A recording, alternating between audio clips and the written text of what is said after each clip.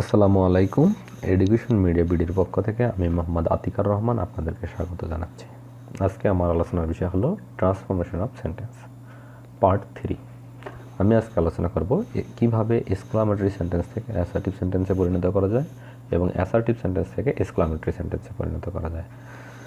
যদি আমার ভিডিওটি আপনাদের ভালো লাগে দয়া করে আমার চ্যানেলটি সাবস্ক্রাইব করবেন এবং পারলে আমার ভিডিওটিতে একটা লাইক দেবেন। চলুন তাহলে শুরু করা যাক। শুরুতেই আমরা দেখব এক্সক্লামেটরি সেন্টেন্স থেকে কিভাবে অ্যাসার্টিভ সেন্টেন্সে পরিণত করা যায়।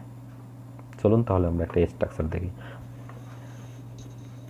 অ্যাসার্টিভ সেন্টেন্স মানে এক্সক্লামেটরি সেন্টেন্স থেকে আমাদেরকে অ্যাসার্টিভ সেন্টেন্স করতে হলে প্রথমে সাবজেক্ট বসাতে হবে, তারপর ভার্ব বসাতে হবে, তারপর হবে এ অথবা এন, তারপর ভেরি অথবা গ্রেট, তারপর বসবে অ্যাডজেক্টিভ এবং তারপর বাকি অংশ বসবে।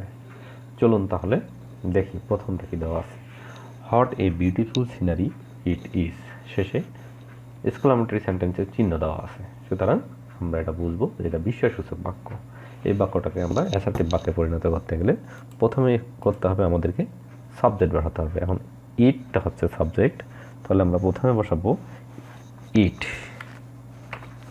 তারপর হচ্ছে ইজ, সিস্টেম অনুযায়ী এ অথবা এন। ইট ইজ এ, তারপর কি হবে ভেরি অথবা great, it is a very, তারপর বসবে অ্যাডজেক্টিভ। অ্যাডজেক্টিভ হলো এখানে দোষ গুণ, যেটা তাহলে দোষ গুণ হচ্ছে এখানে বিউটিফুল। বিউটিফুলটা হলো এখানে দোষ গুণ। চলুন তাহলে দেখি কি হবে। A beautiful, B E A U T F U L, beautiful sceneries, S C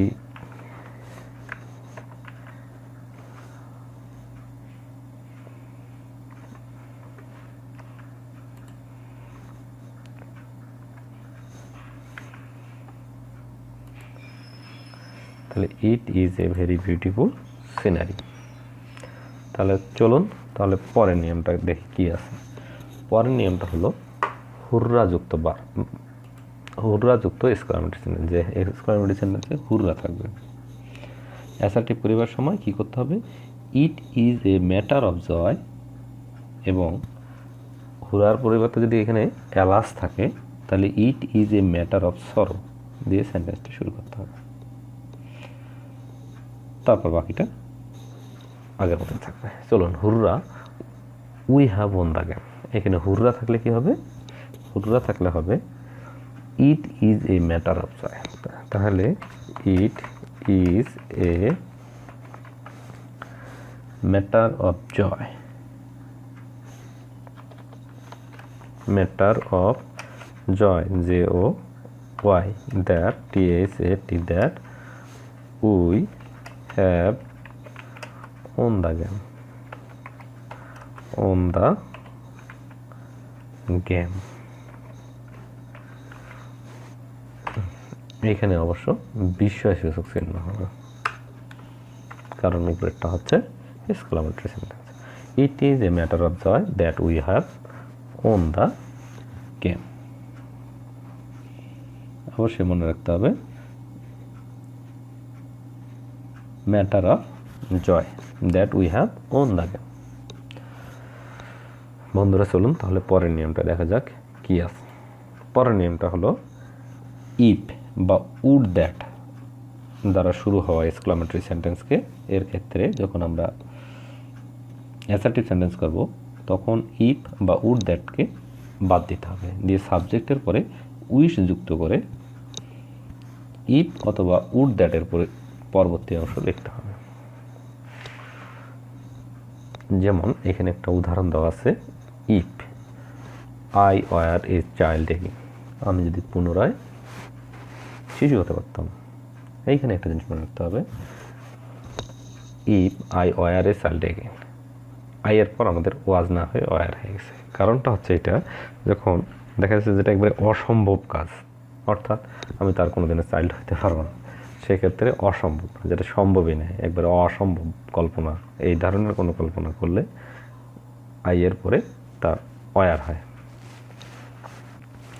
তাহলে if I were a child again, তাহলে এই বাক্যটা হচ্ছে এক্সক্লামেটরি, কারণ শেষে এক্সক্লামেটরি চিহ্ন দেওয়া আছে। এখন আমরা এইটাকে ইয়ে করবো। তাহলে বলা আছে ইফ যুক্ত বা ক্ষেত্রে কি হবে, ইফ বা উড দ্যাট যদি থাকে তাহলে এটা উঠাই গিয়ে হবে উইশ। তবে আগে সাবজেক্ট দিতে হবে, তারপরে উইশ। তাহলে I wish, WISH, I wish, I were, WERE, I wish, I were a child, CHILD, child again, AGAIN। Exclamatory চিহ্নটা আর থাকবে না। চলুন তাহলে আমরা এবার পরের নিয়মটা যাই। পরের নিয়মটা হলো এক্সক্লামেটরি সেন্টেন্স যদি হ্যাড দিয়ে শুরু হয় তাহলে সাবজেক্টের পর উইশ এবং তারপর সাবজেক্টের পর উইশ এবং তারপর সাবজেক্ট ও হ্যাড এবং সেন্টেন্সের বাকি অংশ বসবে। অর্থাৎ প্রথমে যদি হ্যাড দিয়ে শুরু হয় তাহলে আমরা এইভাবে পড়ব, আই হ্যাড, না I wish, WISH, I wish, I had, I wish I had been a billionaire, BILLIONAire,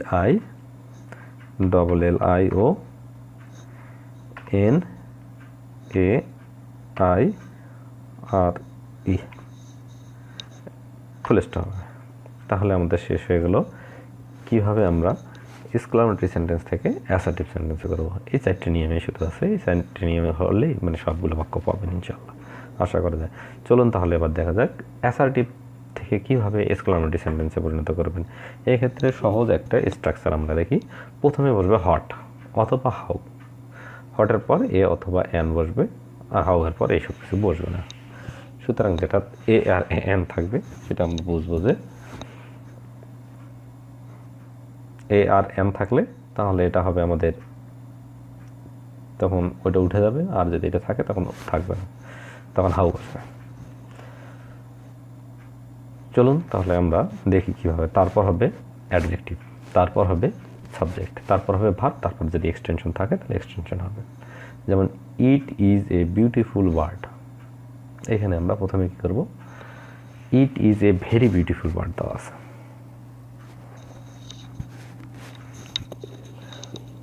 তারপর আমরা ভালোভাবে দেখে নিই,